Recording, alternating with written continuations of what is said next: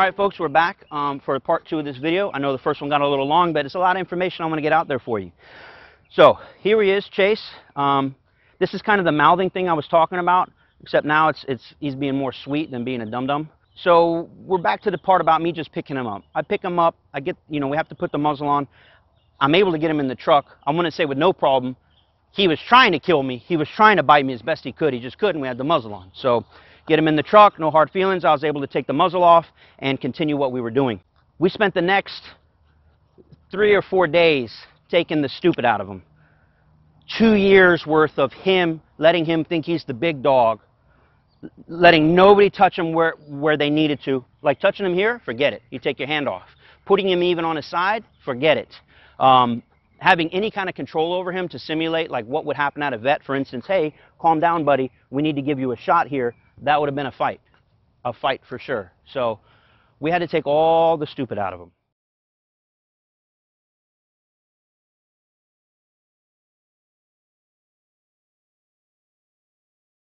This is a very critical moment in this dog's life where he is going to learn right here and right now that acting like a fool is no longer going to get him what he wants, which is for me to let go of him. Instead, he's going to learn right here and right now that acting like a fool does not get the pressure to go away, does not get the human to let go of him, and instead it only makes the situation worse, and I'm going to maintain my control over him until he figures it out. And all he needs to do is calm the hell down. And once he calms down, he gets what he wants. And so the lesson is learned here, and it's huge. This was actually the last lesson I ever had to teach him. This is about 5 days in, and you'll see here in just a moment a totally different picture. He's no longer trying to mouth me, and if you notice and pay real close attention, he tries to bite me a few times, but he eventually figures it out, and we lived happily ever after. And that's why they can't take him to the vet. Can't have that nonsense. They have to tranquilize him. So he's going to learn that the only way he gets up is to be calm. Shh. Shh. Good. Yeah. Yeah. Now, if I had given into that bullshit and let him whine and pull his way out of it, he just learned a big lesson. Act a fool, I get away with whatever I want. Now the lesson is, act a fool, bad things happen, and you're going to do what I want regardless. Now, the next time we do that, which I just did, much better. So I'm out of breath. We're not going to put more stress on him now, but we're going to keep doing it. Most people would give up and say, fuck that. Got to keep it happening. And for anybody that's concerned that he's whining and I'm hurting him, I'm holding the dog down. That's not hurting him. He's just stressed, and he's never had someone put him in his place. The trick is, don't wait till your dog's 2 years old. You need to start practicing this on your 8-week-old, 12-week-old dog. So, that's enough for now. It's like MMA with the dog.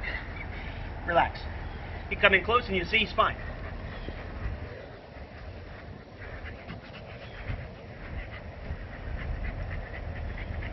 So, again, that's why he's already been to 2 or 3 other trainers. They were unable to take the stupid out. And he tried to, they can't even go on vacation because nobody can board this dog because he's an asshole. Now I've taken a lot of the stupid out of him. And we're trying to build him up to a point where he's got to understand he doesn't make the rules. And if he needs to be in a down and I need to touch him somewhere, I can do that. So anyways, long enough video. We'll go put him back up. And again, this is probably key. We need to be very clear that if we don't want him up, we need to be clear when he's allowed up, and he's allowed up when I say free. Come on. Go bold. See? No hard feelings. We put a lot of work into it, we'll put it that way. And then once we got all the stupid out and he understood that he was no longer the top dog, we could get into training. So we wasted some of the first few days of training just in the obedience training. We didn't get to obedience right away like we normally would. So, Aria, you want to come in for a shot? Come over here, looking so beautiful. This is my daughter, Aria. She's almost 4 years old. What do you think about Chase? You like him? Mm-hmm. Is he a good dog or a bad dog? A good dog, okay. When he first came to the house, he's not a police dog, but he could be. He could be. Good question. He looks like a police dog. Even she knows he looks like a police dog. I hope you guys are picking it up on the mic. Is this for me? No. Okay. All right, I got to finish the video, okay? I just don't want the puppy eating. Okay, puppy won't eat those. We'll leave him right there. All right, so when I first brought him over, she was not allowed anywhere near the cage. He tried to kill her through the cage. Anybody that came through the cage, any dog, any person, he tried to eat them. And he meant it. It wasn't just for show. But once we got through all of that, we were able to get into the obedience. So that's enough of Chase's story. He's now a great dog. You can take him anywhere. We can take him to the vet, no problem. All off-leash.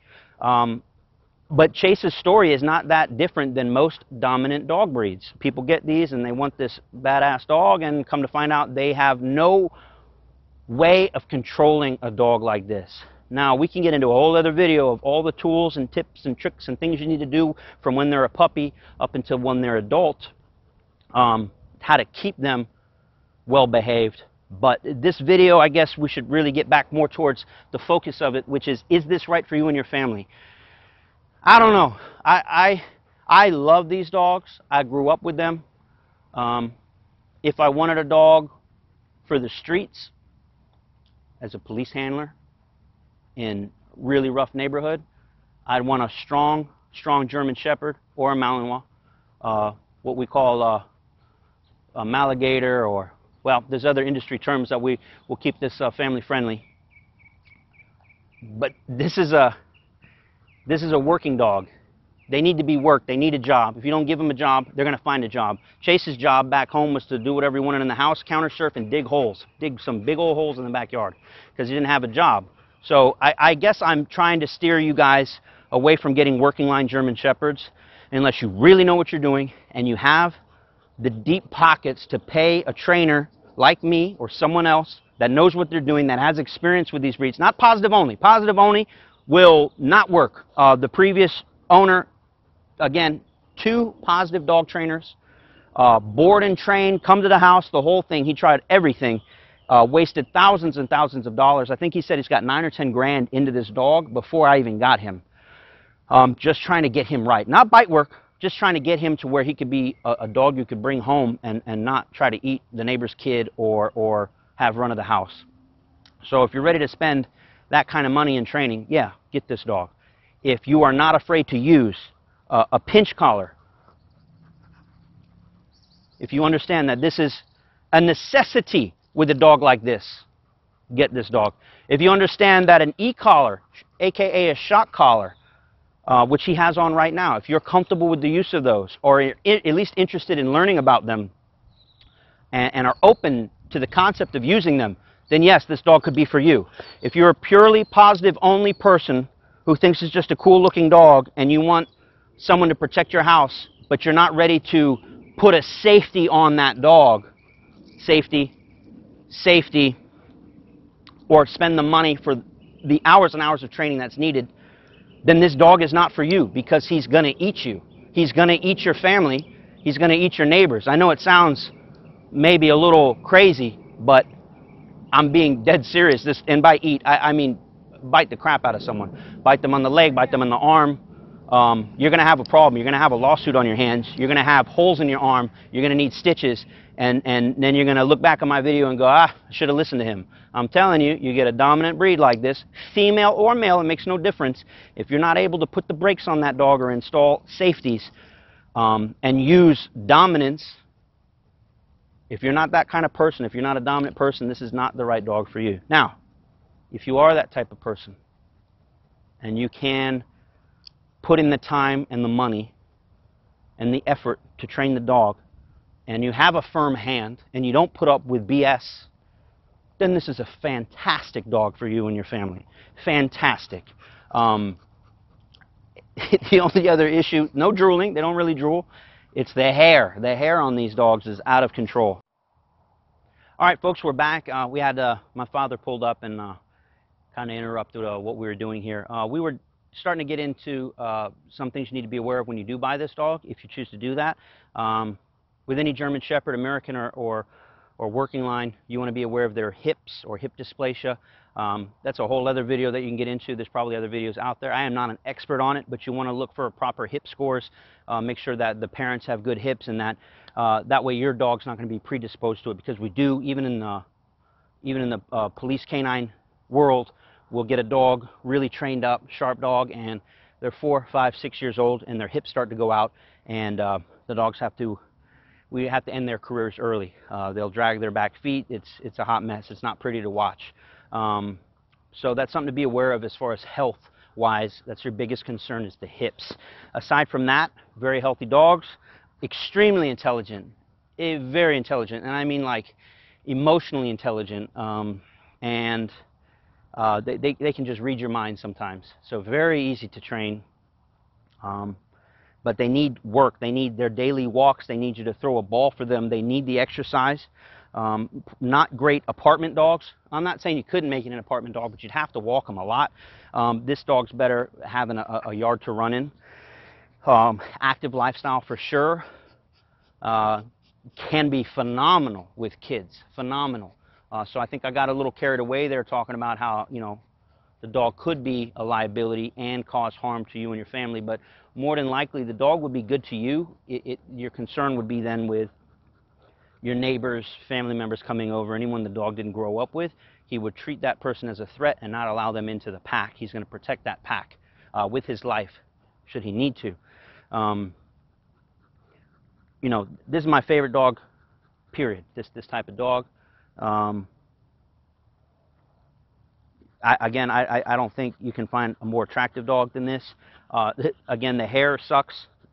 Getting the hair all over your house, you're going to have tumbleweeds. You'll never have a house with no hair again if you get this dog. I don't care how much vacuuming you do, the hair's going to get everywhere. Under the couch, in your food, on your clothes. That's part of the thing, and I don't care how much you brush him. You'll never finish brushing him. I've never gotten to a point with these dogs where I brush them and I run a comb through and more hair doesn't come out. So that's what you're going to be dealing with.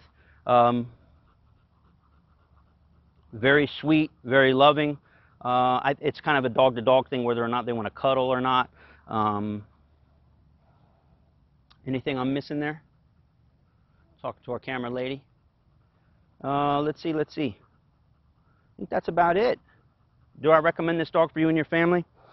Yes, but with an abundance of caution. Yes, but with an abundance of, you need to take these measures that I've already described to make sure you're setting yourself up for success and not a liability. If you buy a working line dog, it is a locked and loaded gun, so to speak. And if you don't install a safety or keep that gun locked up, you may have issues if you don't train, and keep a tight leash, as we call it, on your dog. Anyways, enough yapping. Let's see what this dog can do. He's a little tired. We've been out here for a while now, but let's show you what 4 weeks, just 4 weeks of balanced training, not positive only, balanced, meaning a lot of positive underscored with discipline when necessary, what your dog could look like, whether you send them to me or another reputable professional dog trainer. Chase, free, come on. So he is off-leash trained at 4 weeks. By off-leash, again, I mean, this is his leash now, digital leash, the e-collar that's hooked up to him. All right, now he has the freedom to roam around. He doesn't have to be tied down to a leash. If I want to throw the ball for him, we can do that. And I'm not worried about him taking off on me, chasing after a cat or another dog, or hurting somebody or hurting himself by running out into traffic. We'll let him walk out there and do any business he may want to do. I think he likes to sniff. He's a sniffer. Loves to track. Loves to track. If you want to get into Schutzhund sports or tracking with your dog, fantastic breed for that. Leave it. Here. Good boy. For those of you wondering, I have the e-collar. Didn't have to use it there. I try to let you know when I use it so we can all learn together. If he didn't come, we'd be using it. And right now, we're going to use it to tighten up his healing, because we're going to heal right now. Heel. He's hot, so it's going to be pretty lazy healing, but right here. Good. Just use it right now. A little tap. Let him know we mean business. He's dragging butt. He says, it's hot out. It's got to be like 85 degrees right now. Look at you lagging behind. How am I supposed to show you off? You guys are going to have to watch my other video that we filmed, I don't know, 30, 40 minutes before this when he was fresh. Because right now he's just dragging. He is doing it right, he's just dragging. When I come to a stop, he comes to a stop, down. We're gonna have to put him in the shade over here. Free, come on. Just trying to give you a little taste of what the dog can do if you were to get this dog. Highly, highly trainable. Here, sit. He's smelling some people way off in the distance. Wind's blowing pretty nice this way. We'll show you hand commands. That's what he has. Good. He's got voice commands too. Good boy. And the stand by hand. Yeah, good. I didn't like you creeping on that though, so we'll try that again for the folks at home. Stay. Good. Stand. Ah, that's it right there. Could probably work some more on that stand without him creeping. Good boy. All right, folks, we're going to close this video out. We were going to try to show you some of his training, but he's just absolutely cooked right now. If you want to see what his training's like, we actually have another video that we shot right before we started shooting this one that you can see what his training's like. And we'll just leave it at that. I mean, he's still operating. He's just not to his highest level because he's just really cooked out here. It's hot, 85 degrees out. He's got that long coat. And anyways, we want to close this video out and kind of recap where we're at. These are just my opinions. Take them for what they're worth. The dog is a phenomenal dog. German Shepherds are great. This is not, again, this video is for working line German Shepherds. That's what this video speaks to.